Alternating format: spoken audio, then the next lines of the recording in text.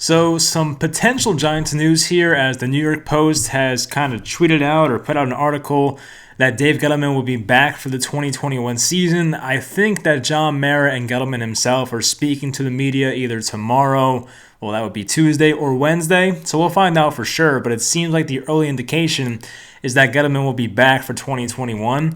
And I'm sure some of you expect me to go ballistic right now. Of course, it's not my preference, but as a fan that wants them to do well, I look at it in an optimistic light and say, you know what? They did a really good job in the 2020 offseason. They had a really good free agency. They brought in some draft picks that looked like they're pretty good. It was nice to see McKinney come on. It was nice to see Andrew Thomas finish out the year very strong. Matt Parrott had some bright moments, and Darnay Holmes, guys like that. So that was a good offseason. Now, were the first two not good at all? Absolutely. But the Giants could be trending in the right direction with him, so I'll look at it from that perspective. And if this is what Joe Judge wants, then that's something that I'm okay with. And, it is what it is. So, as I said, we'll find out for sure what happens. But right now, the New York Post is having it as Gettleman will return for 2021. So it's not too surprising. I didn't really know what to expect. I was kind of on the fence about what actually would happen. I was 50-50 about it. But look, it is what it is. I mean, look, I'd prefer someone different. You guys know I would love an Ed Dodds or someone like that. But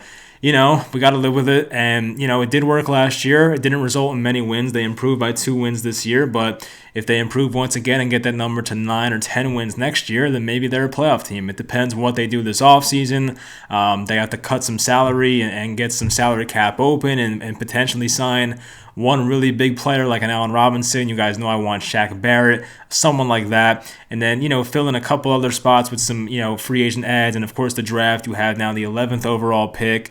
In the second round, you'll have somewhere in the 40s, early 40s or something like that. Look, the Giants are in a decent spot right now. As I said yesterday, I'm not super confident about their future, but they're definitely moving in the right direction, so that's a positive. And if Gettleman's back, then we got to support it. I don't want to be out here trying to fit some agenda, which some of you probably think about me, but I'd rather see this team go 11-5 next year. It might be 17 games, 11-6, 12 and I can't do math, 12-5. So you know what I mean.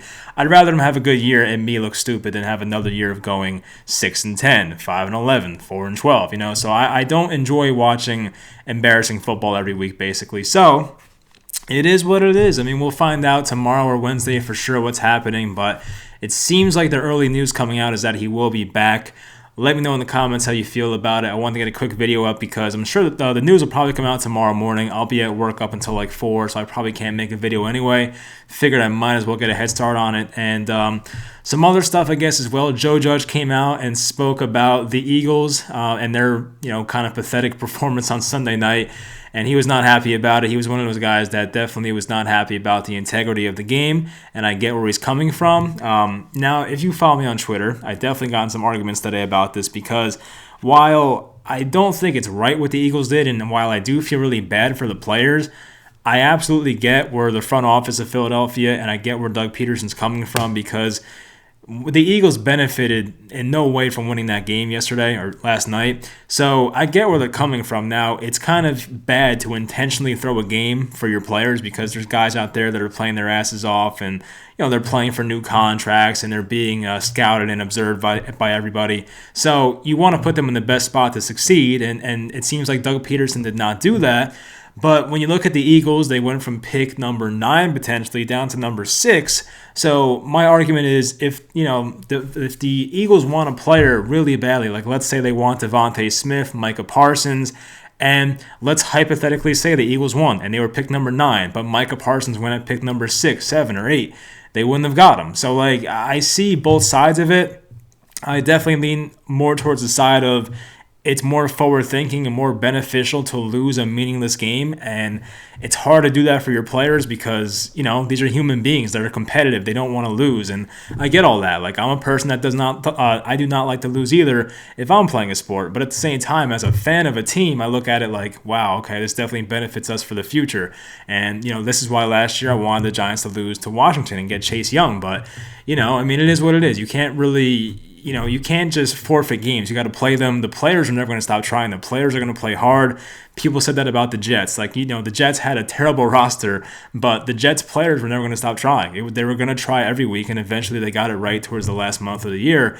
So while it's annoying to see what Philadelphia did, and it was definitely not ethical, I also don't blame them. I see where they're coming from, so I don't hate it. And really, the moral of the story is the Giants should have won more than 6 games. You cannot go into the final week of the year relying on a division opponent who has nothing to play for to, as I said yesterday, do your dirty work for you. So the Giants, if they just made a few more plays and executed better and got themselves to 7-8 wins, we would not have to worry about it. So it is what it is, but hopefully it's a good learning experience, and next year they come back and actually finish these games, because they had a lot of problems finishing games in the 2020 season. I think in 2015, the Giants had a lot of problems closing out games in the final year of Tom Coughlin. Then McAdoo came in. The Giants found a way to start closing out games and made themselves an 11-win team. So maybe that's something that happens next year, and it's not going to turn to McAdoo, hopefully, but from what I'm saying is I hope they find a way to actually close out games more consistently next year as compared to this year, because the Giants definitely should have won more than 6 games this year. I mean, they definitely had games where they, had the ball in their hands, final possession, within a touchdown, less than a touchdown, and it would end in a turnover or just turnover on downs. And, they could have won more than 6 games, of course. So it's disappointing, but as I said, you cannot rely on a divisional opponent that has nothing to play for in the Philadelphia Eagles to handle your business for you. And I guess congrats to Washington once again. They won the division, so it is what it is, but hopefully the Giants are back next year. And speaking of back next year, Dave Gettleman looking like he'll be back next year. So it's not my preference, as you all know, but I got to live with it, I'm not going to have the agenda. I'm not going to have the I'm not going to root against this team, of course, so you got to hope for the best, and I still hope they have an awesome offseason. There's going to be interesting moves to see what happens. Do they cut Zeitler? Do they cut Solder and save the $3 million and take the $13 million dead cap hit? Do they cut Golden Tate, which I think will happen? Spencer Pulley? What happens with Leonard Williams? What happens in free agency? There's a lot of storylines going into the offseason, so there should be a lot of fun content on here, so hopefully you guys tune in during the off season. But that's pretty much it. Just a short little video today, 7 minutes. I mean, it's pretty short for me, but whatever. Hopefully you guys enjoyed this video. Leave in the comments your reactions. I definitely will see some interesting answers here, but leave in the comments how you feel about Gettleman returning for 2020 or 2021, I should say, and I'll talk to you guys next time.